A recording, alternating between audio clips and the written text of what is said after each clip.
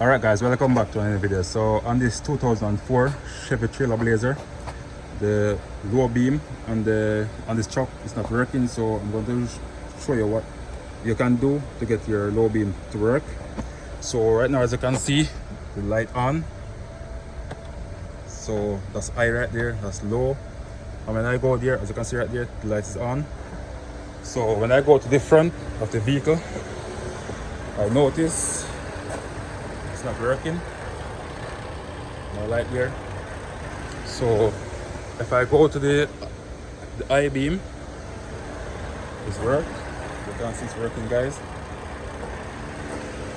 So I'm going to go back to the low beam.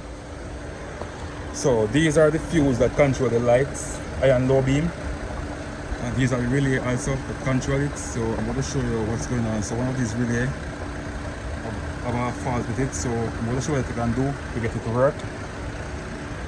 So when I check, all the fuels are okay, no cut fuse there. So I'm going to show you what you can do to get it to work. So you can see no light here now, guys. So what you're going to do, you're going to remove this relay. Take your time and hold it and remove it, sorry. Remove it like this. That's a relay right there. And you're going to remove this one also. What you're going to do, you're going to switch it around like this. Place over this side. And this one, switch it around like this. Place it right here. And right there, as you can see, the light working. So if you look on that button right here, guys, you can see the light. So I'm going to operate the switch. This is right here. Look on the button right here. So that's bright, low. So so as you can see right now, guys, it's working. High and low beam. So guys,